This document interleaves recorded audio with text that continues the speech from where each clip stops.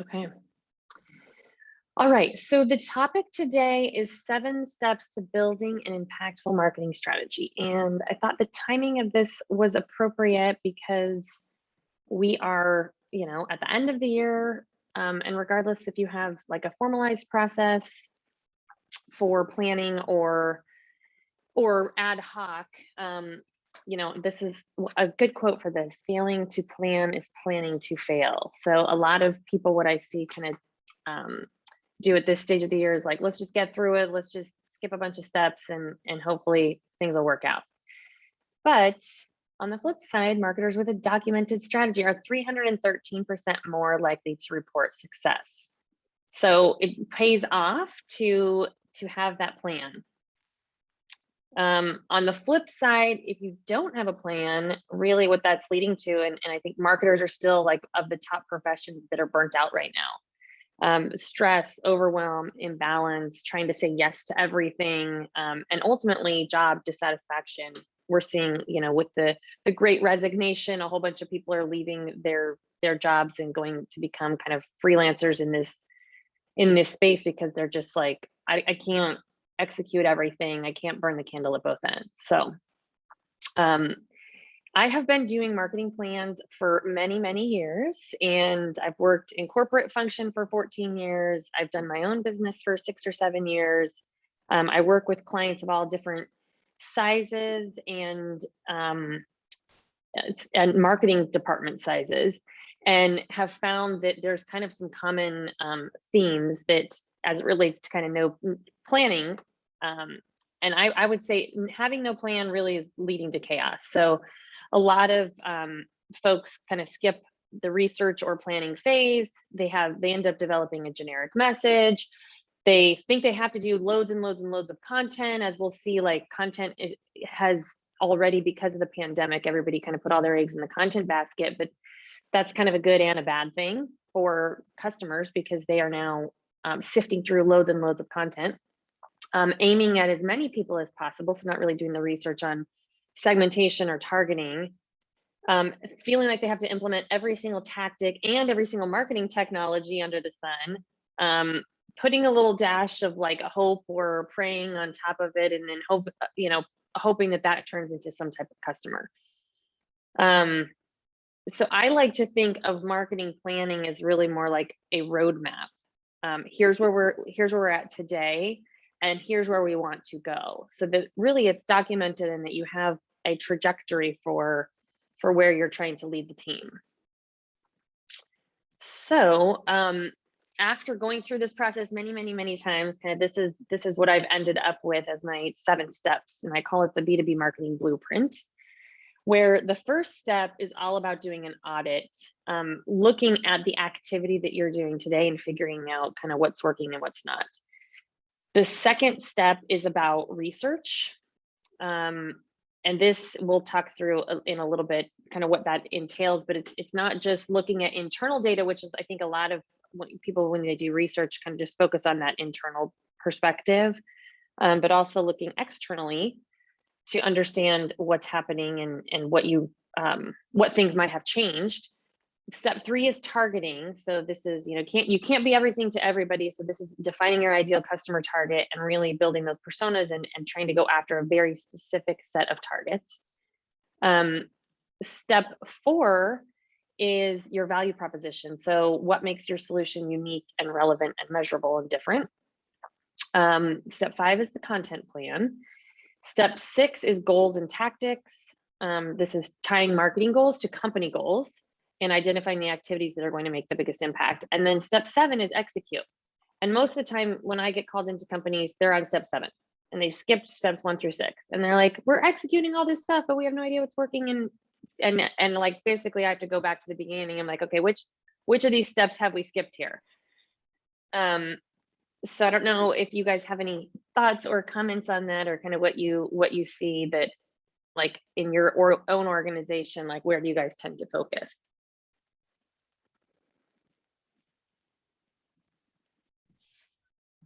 Go ahead, Chris. Sorry, go ahead. No, please.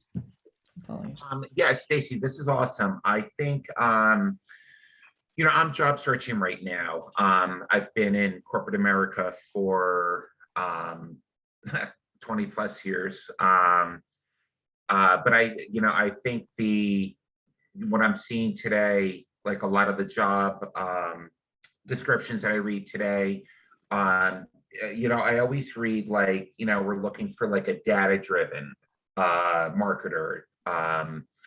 And I think data plays a very, very important role in marketing today. Absolutely. I think it's necessary to where to get data, understand where to get data, how to make sense of it, how to tell a story out of it.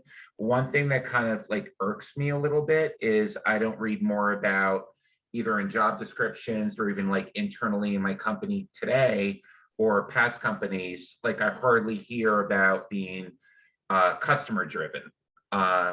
And I think you made the point really well as far as like customer interviews and surveys and combining that firsthand party data directly from your clients with all the data and analytics that are out there I think that's the only way to create like, a really 360-degree profile of your customer is, data and analytics, firsthand party data, and of course, speaking to your product and sales folks who regularly speak to clients to get like, a full picture of their wants, their needs, their pain points, what your company's doing well, what it's not.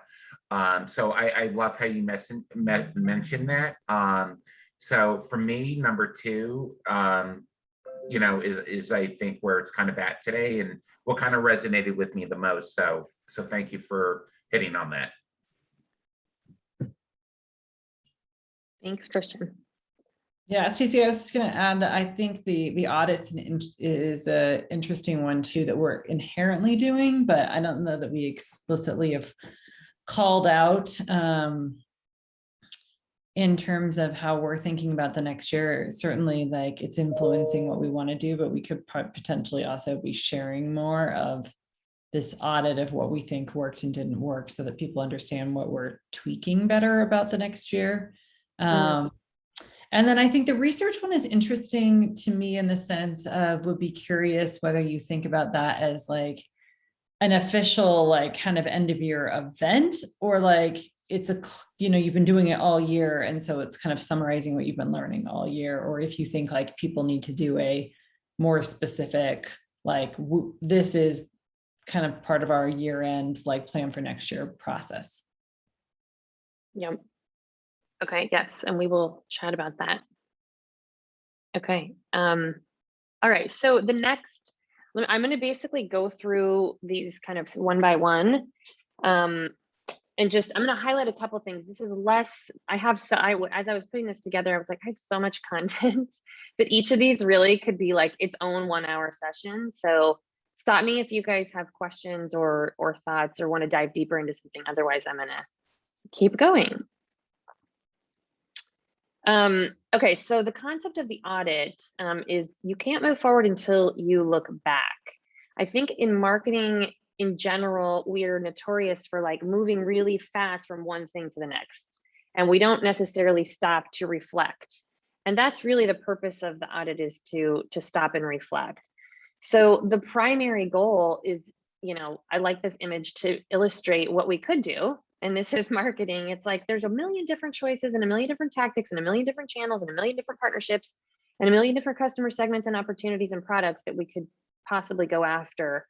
But, are we right now on the right path? And this is a formal, I like to think of the audit as like a formal process of like what's working and what's not. And you can almost envision like the output of this is like a red, yellow, green kind of dashboard, where we are looking at, okay, here's all of the activity that marketing is doing. And I want to just like actually skip to something to share what I typically do around the audit, because I think this is a good way to present it. And this is like way down. So this is like, when you think about your marketing plan and you look at goals, your actual marketing goals, There's really kind of 4 big buckets and levers that marketing is responsible for. So the first is awareness, which is how are we becoming known and being seen like by the right types of customers. These are tactically, that's like website, social media, PR, paid media, influencer marketing or partnerships, kind of things that you're doing to like get at mass awareness. The second is demand. So this is, how are you attracting those prospective customers? And that could look like personalization and email and content that's meant to convert people into a lead, specific events that are bringing people in there. The third is sales activation. So, what's been really interesting, I think, after the pandemic is like 70 to 80% of the buying process is happening without sales. So people are looking online, they're doing their own research, and they're not talking to sales really until it's like a last resort. In very sophisticated mega deals, I would say those mega deals actually never even happen unless a salesperson's involved. People can't just, put these giant solutions and sophisticated, complicated plans together without having sales involvement. So here, one area that's typically a marketing responsibility is how do we make the sales team more efficient and more effective and selling our value proposition? And that could look like training or sales tools, specific content that the sales team could pass along to help improve deal generation and closure rates. And then finally is on retention. And this is a big area that we've seen, I think, over the last year, where marketing typically was focused only on top of funnel awareness, get a lead, and then I'm out. I don't really ever follow up with customers. I don't even care if they actually became a customer. And I'm certainly not responsible for like making sure that they become loyal customers and refer us to other people. So I think that's a huge opportunity, frankly, for 2022 for companies to really focus and get marketing involved in onboarding, in customer satisfaction surveys, creating exclusive content and offers to help these customers feel like they're special and that they have access to something that other people, non-customers, don't have access to. I mean, you've all seen this as a consumer where, and I think this was like AT&T that just did this promo, like all the good promos and all the good offers seem to be for new customers only. And it's like, who cares about our existing customers? We're just going to focus on new customers and great deals for them.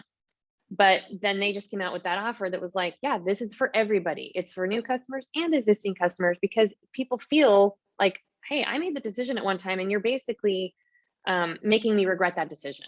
Now I'm gonna go shop around, look for something else because I don't feel special. I don't feel like you guys really appreciate me. So going back to the audit concept, if you look at your goals kind of in these 4 buckets and you think of like, well, what is marketing responsible for and where are we putting more of our energy and effort here, then you can put your audit like against these goals. And you could say, well, how did we do with awareness? How are we doing with getting in those leads? How are we helping the sales team and kind of with deal conversations at either a product level or solution level? And then retention, of course, is like, well, are people leaving? Like, do we have like the leaky bucket problem or not? So does that make sense for audit?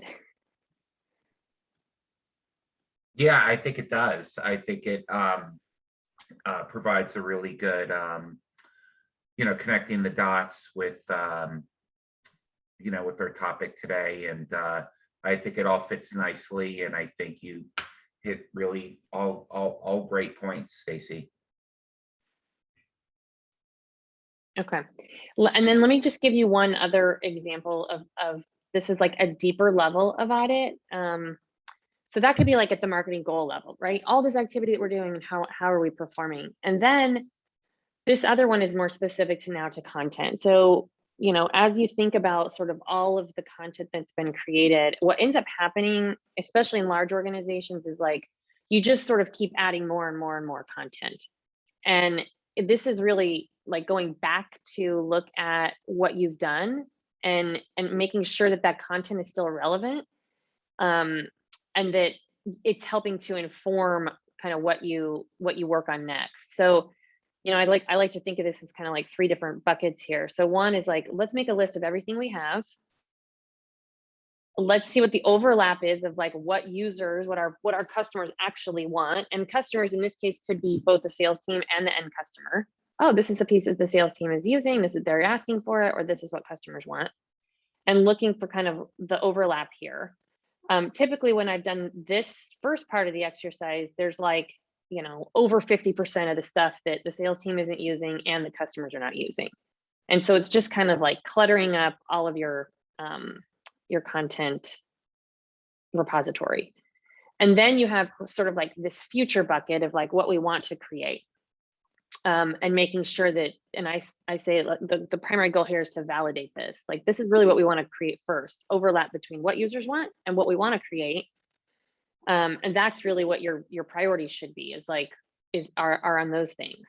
And similarly, like what you have and what users want, that's something that you keep. And you've heard of content repurposing, where you go back and you update stats, or you update links or whatever to make sure that the content is relevant. I mean, so much has changed over the past 18 months that if you're still sharing content that's older than that, then it's likely outdated in some way. You know, and could probably use a refresh if stuff like if it's still relevant. Stacey, that's such a great slide. I have a quick question.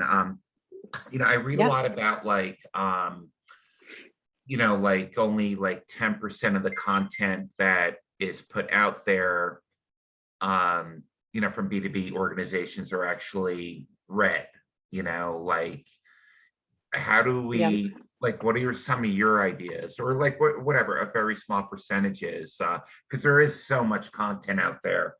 How do we, as B2B marketers, like, overcome that? Like, how do we break through the noise and, you know, break through? And I think, you know, I always think of you when I hear the term, the sea of sameness out there. I mean, there's so much out there. I don't know, like, how do you break through? Yeah, I think that's a great question. I actually, that is one of the steps, is developing a content plan. So I'm gonna get to a little bit of that, but I think, yes. So hold that for a second, because I think that's going to be continuing to be like a massive problem, because everybody now is, I mean, you probably see the advice like every company's a media company, every single person's a media company. And so if you have like whatever 7 billion people that all think they're media companies, and then you have all of the corporations on top of that think they're also media companies, we're going to end up with a massive sort of content problem. Okay, so let's move on to step 2, which is research. The whole goal of research is really to get deep understanding. So this is of customers, industry, company goals, and competitors. I like to kind of think about this in like 4 different buckets. In order to come up with your unique value proposition, you really have to master kind of each of these 4 categories. So market and industry trends, kind of, Jamie, going back to your question, is this a formal process, or how do we do this? So market and industry trends, my advice for this one is like, everybody should be subscribed to Google Alerts and have, you know, ongoing information and newsletters that they sign up for and webinars that they attend as it relates to kind of what's happening in our industry, and specifically what's happening in the customer industries that we're going after. A lot of times, you know, people don't, like, that can't be really a one-time event. That has to be like an ongoing throughout the year. Everything's changing. I read, you know, a few things on what's happening, what are the trends, so that I can either agree with them or disagree, or figure out how they fit into our customer marketing plans. The second is competitors. And, you know, there's a lot of like, I don't know, controversy or whatever about how much time to spend on knowing your competitors. I think in my case, and kind of the advice I always give is like what Christian just said, in order to avoid the sameness, you have to know what you're up against. And so if, you know, we've done research that shows like multiple companies within the same customer segment are all telling the same exact story, using the same words. They're copying and pasting from each other. It's like, oh, you're in this industry, I'm in this industry, I'm just going to go to your website and see how they said it. Oh, we like how they said it, let's just copy and paste that, and we'll tweak a couple words. So the other thing to know about competitors is like not just your direct competitors. So if you're in manufacturing, it's not just the other manufacturers, but it's also potentially just status quo. Like, I'm not going to do anything. One of the major competitors to preventing deals from closing is that people don't want to solve the problem. They don't want to stop. Yeah, they don't want to change. They don't want to change what they're doing today. So this is just kind of having an understanding of competitors. I think those two buckets there are kind of like an ongoing thing. You just kind of have a pulse on what's happening in the industry and a pulse of what's happening with your competitors. The other two are annual. I believe these are more like annual events that do we have a pulse on what our customers want and value? This could be in the form of like one-on-one interviews. And this is a more formalized research project that is, look, we have specific questions that we are trying to answer. And that could be like done one-on-one, or that could be in the form of a survey. And that at minimum, companies should be doing this once a year. I get called into a lot of different companies to do customer research on their behalf, and in almost a lot of these cases, they're like, I can't remember the last time we did customer research. Like, we certainly don't have a formalized process for it, and the problem with that is that then everybody is forming their own opinions and perceptions. So because there was no formalized approach to it, and there is no readout, let's say, of the key findings and insights, you have a battle of opinions internally. And so the product team thinks one thing, and the marketing team thinks another, and the sales team just had a conversation with Joe Schmo, and he said this one thing. And so now you have all these opinions just sort of floating around internally. And typically what happens is, it's the loudest person or the person with the most authority that wins. So this one, I think, is a formalized process that is like once a year at least. Ideally, kind of you would do some one-on-one interviews and potentially a survey. I mean, surveys, how I typically use them are like one-on-one individual conversations to formulate the questions and validate findings. And then you use the quantitative survey to help quantify that. So, okay, this was interesting. We talked to 5 customers and this is what they said. Now let's go see if our other 50 customers feel the same way. And so you're kind of shaping the questions, but you're shaping the questions based on what you learned in the qualitative interviews. A survey is not a substitute for having those one-on-one conversations, because the questions can never get that in depth. Like, people just won't spend the time doing that on a survey, right? It's like, I want a 1 to 5 scale. 5. Why? Don't know, because we couldn't ask the questions to get deeper beyond just the number. And then company goals and strengths. This one is just like, what are we doing as a company? So company research this is a critical one for marketers. The number one complaint from CEOs and CFOs is that marketing doesn't understand the business. And if marketing is not spending time with the sales team or with the finance team or with the product team to really understand from a business standpoint, what is it that we want to achieve, then marketing comes up with ideas that don't seem to be in alignment. So for this one, it's also, I mean, typically what I would do is a formal process to talk with the sales team at minimum.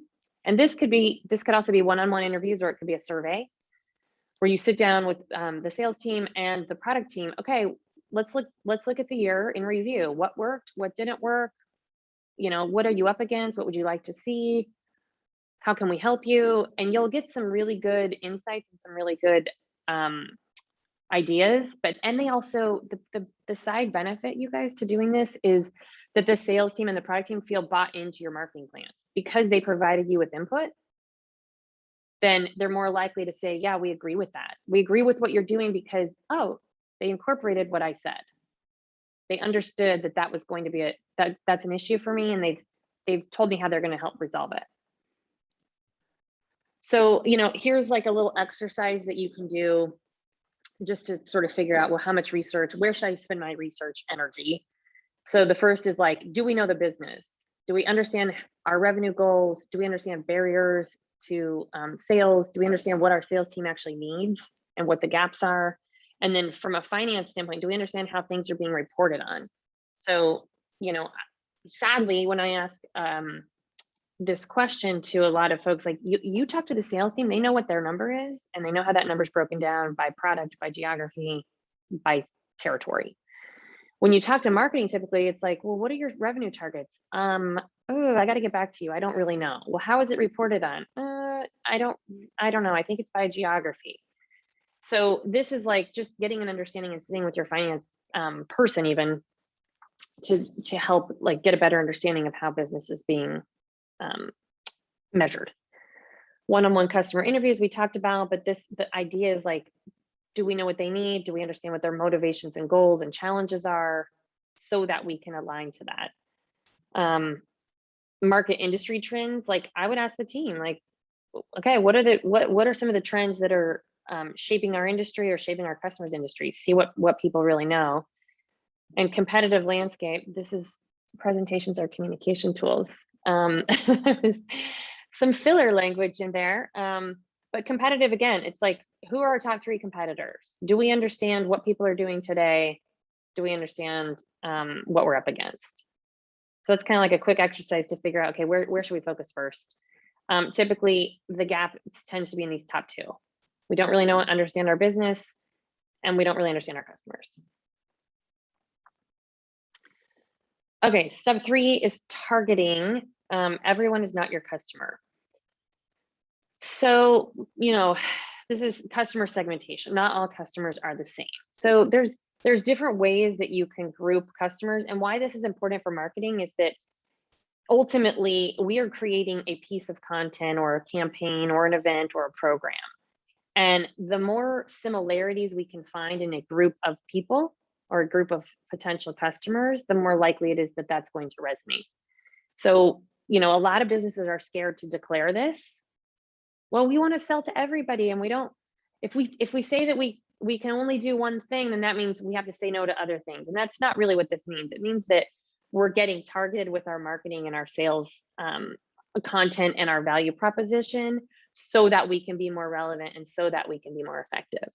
So these are just some ideas, typically, and some, depending on like your organization, you might be more sophisticated and already have this kind of figured out. But one is business size. A lot of enterprises look at, okay, we sell to small business, medium business, large enterprise. And that's how they group it, is just by company size. And that could be number of locations or number of employees, or even like the size of the IT department or the size of the marketing department, depending on what you're selling. The second is location. So this could be like a global versus local approach. How do our customers want to buy? Oh, that's interesting. They're regional, or hey, we're only in the US, or we're in the US and Europe. And what does that mean? You could look at industry, which is like a specific industry, manufacturing, retail.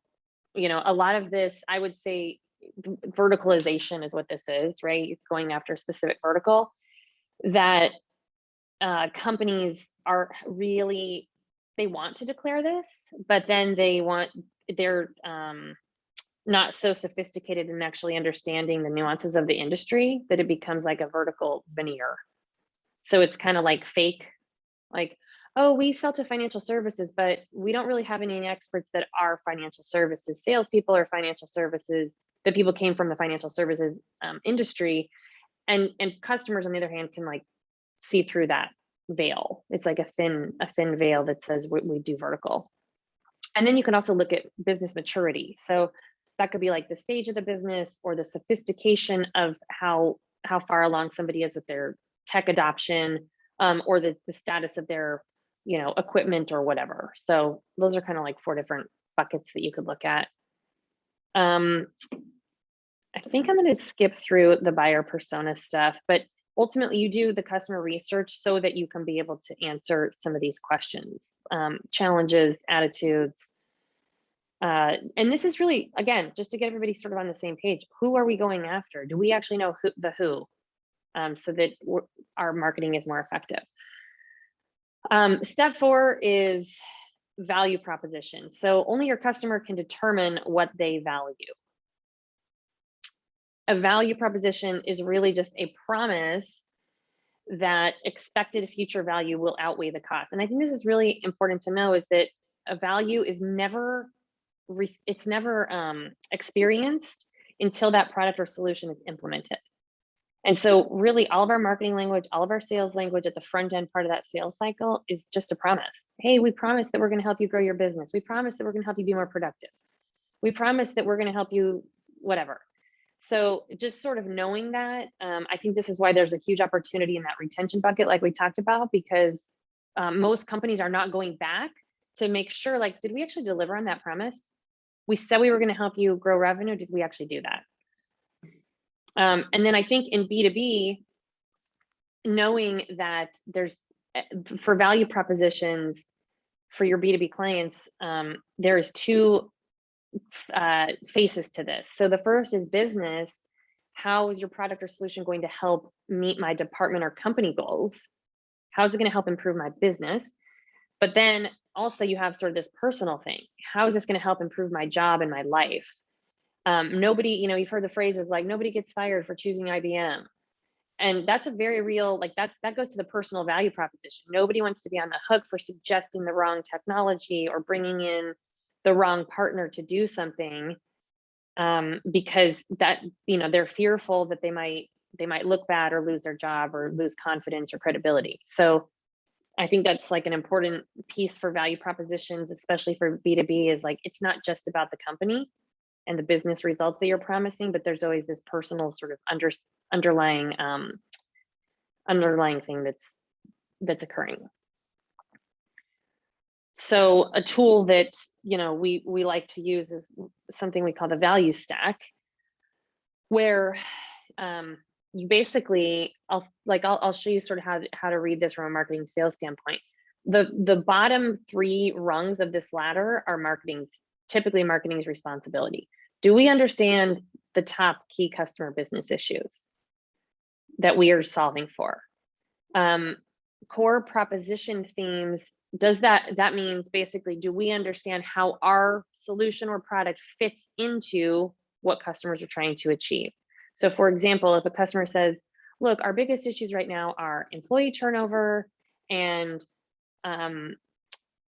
productivity and growing our business beyond the United States and getting more adoption for our products. Your solution may only solve one of those four issues. But so what the typical mistake I see a lot of companies make for marketing and sales is that they don't actually understand key customer business issues. And so when you ask the question, what value do you think you're providing? The company will say, oh, our product solves XYZ problem. We come in and we help do this one thing. We have a feature on our product and this is what it does. And when you ask that same question to customers, they're like, you know what problem they're helping me solve is to provide a better customer experience. The only reason I actually chose them is because they have their tools easier to use and it helps me look good in front of my customers and improve that experience because that's one of our goals. So this is like, when you think of like where good marketing content comes from, it's all about understanding this key customer business issues and what's driving that and how you fit in. And then you have like industry specific issues. So employee turnover as an example, that might be a real problem, let's say right now in retail industry. So it's like, okay, we understand employee turnover is a big issue, and specifically for retail, what does this mean? And how can our thing help you attract or retain employees? The handoff typically from marketing and sales is like in between these two. From marketing's responsible for the bottom three, and then sales typically in the past was responsible for customer value propositions, but with like account-based marketing's starting to get more involved in customer specific. So how do we specifically do this for the Gap? Okay, they have an issue, it's in the retail industry, and now we have a specific customer. And then at the top, it's understanding kind of the business decision-making unit and all the different people that are involved in the decision, not just IT. We sell to IT. Well, there's all these influencers into the IT department. How are we developing stuff to attract them? I'm going to skip to the step 5, the content plan. What do I want to talk about here? So Christian, to your question, this is interesting. This is from the annual content marketing report, where it says, you know, what investments are people making into content? So I think this is, you know, when you talk about standing out, and then you look at this, it's like, okay, everybody's going to be jumping on the video bandwagon. Okay, so now it's like, how do we stand? So then the question becomes, well, then how are we going to stand out in video? Right? It could be production quality. It could be maybe hiring some talent, like an actual, you know, developing a series or doing something that's different. I mean, and really at this stage, it's going to be anything that's different is going to stand out. Yeah. If it's just like, hey, we're going to do the same thing and we're going to interview our product experts and we're going to put together this like boring, you know, infomercial type thing, then that's just going to go float away into the sea of sameness, because that's what everybody's doing. Events, digital. I mean, we saw over the past year, the rise of digital events. And I think, again, it's like, how are you going to stand out? It's going to be doing something different. And let's go back to the research. We you know, when you talk to customers, you want to understand, what do they find important? So do they actually watch video? And if so, how long do they want the videos to be? What types of format? Do they want it to be funny? Do they want it to be serious? Do they want it to be animated? So really kind of diving deep and understanding that, and same thing with kind of all of these events, I think is a big one. The other one I don't see on here, but they had it in a different report, is customers really like, and I think there's a huge opportunity actually in making these better, is case studies. So companies produce case studies. That's like top marketers, let's say, and the content marketing report shows this, top marketers produce case studies. I think there is opportunity to improve the format of the case studies, because customers are reading this and they know that it was written by the company. So there's kind of like a little bit of a guarded feeling when a company is looking through your case study and they know that you produced it. So somehow I think there's an opportunity for like video integration and getting more of that customer point of view involved into case studies. And how do we tell this story and bring it to life without a bunch of jargon, without a bunch of like product oriented company internal stats, but that's real, that feels authentic, and it feels like somebody could really see themselves in it. Like almost like a hybrid of like an infomercial, like an advertisement that feels like emotional, but then it becomes like an infomercial because it's teaching you something. So that really what's the purpose of a case study? At the end of it, you want somebody to say, oh my gosh, that's the exact, I see myself in that. That's the problem I had. I need to call your company because I think you guys could help me solve that problem. The other thing, I just want to say real quick, yeah. I love how you hit on the point as far as including emotion in your marketing, and especially like you said with case studies. So I just think that's so important today. Yes, yeah, and this, I'll send you guys this afterwards so you can look at, but there's like aligning the type of content that you're creating and knowing like what the purpose is. What are we trying, what stage are we trying to hit of the buyer? Like I said, 70 to 80% of this research is being done without a salesperson. So your buyers are going through these various stages, and if they're not getting the content from you, they're getting it from your competitor or somewhere else.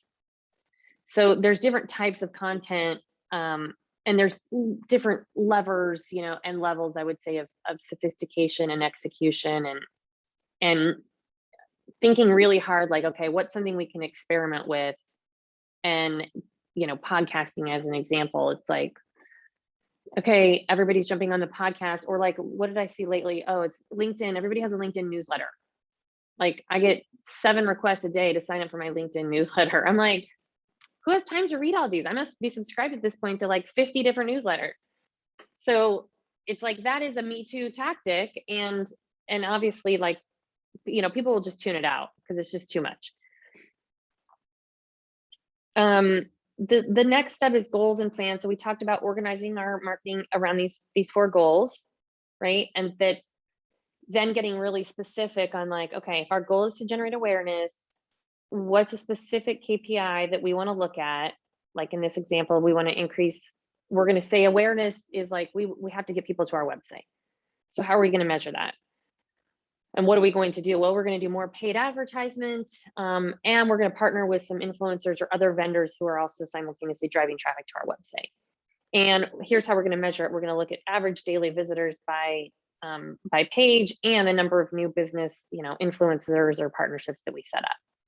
So really, you kind of like have to go through that exercise with all those different buckets to say, here's the things that we think are most important that then tie back to those company goals. So what do I want to say about this? A lot of people get into bright, shiny object syndrome here because they're like, everybody's doing a video, we have to do that. And everybody's doing a podcast, we have to do that. And then all of a sudden their list becomes like 700 things long. And really the gauge here is to go back and say, well, is the most important goal for our company that we're generating awareness? Or is the most important goal, like I'm working with a company right now who has like a sophistication gap, I would say, amongst the sales team. And so when they go back and look at this, and they're like, we need to create awareness and we have to create leads. And I'm like, your bleeding problem right now is sales. Even if marketing did a really great job, everything points back to the sales team. And then your sales team is like letting it die because they don't know what to do. There's a gap in seller sophistication. So it's really understanding the business and kind of like being able to direct people based on that.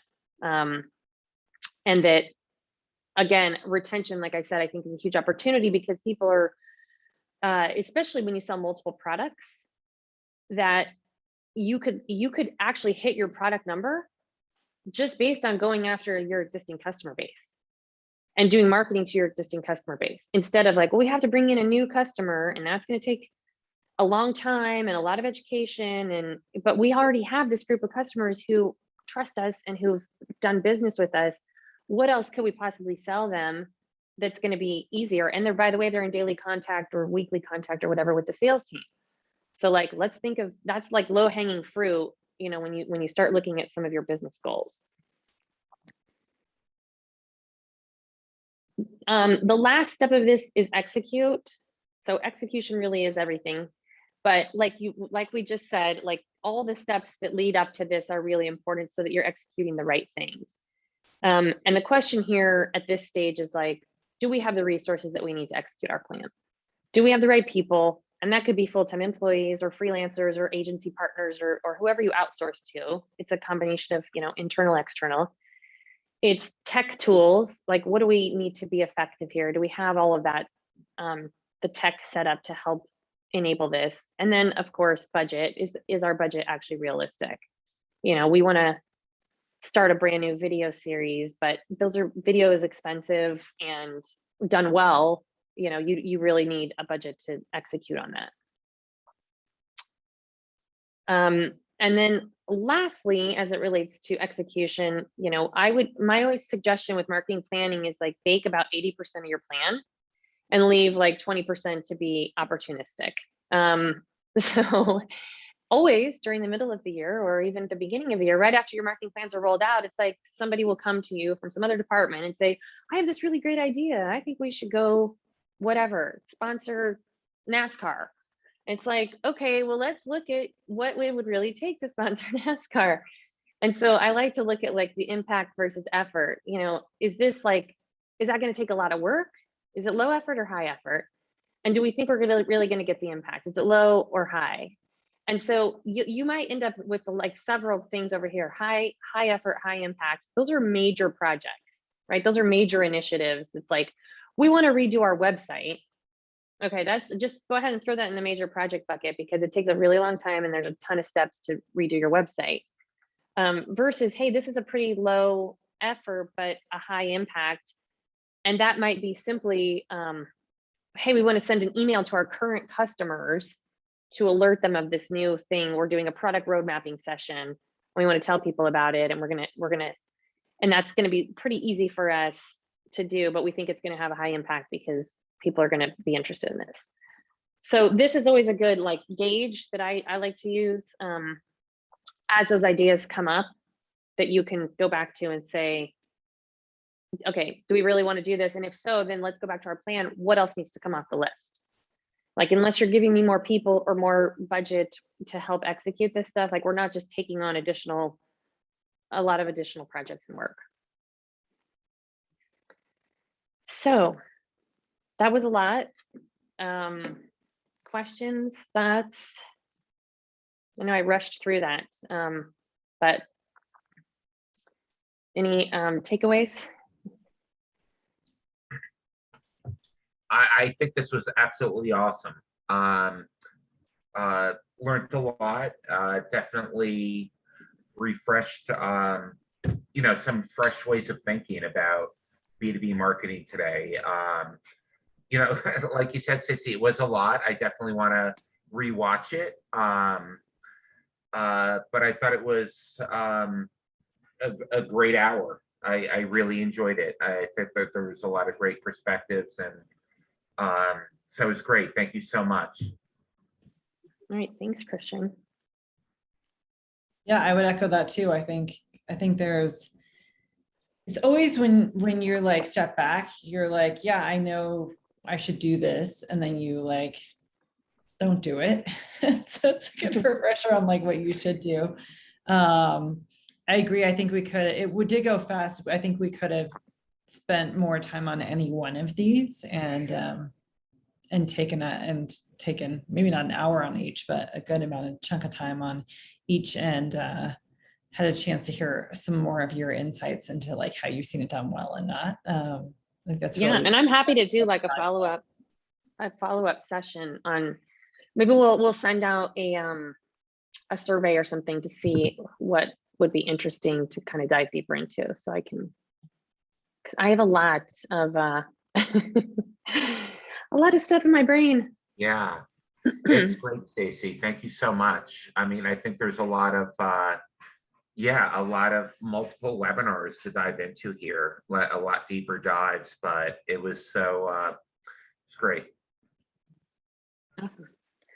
Okay, well, I'll send this out to you guys afterwards, and I appreciate your time, and thanks for joining, and yeah, we'll do another session, and if you have questions in the meantime, feel free to hit me up. I do have a lot of examples and things that we can dive into as well. So, And Stacey, of course, you repost the recording to yes.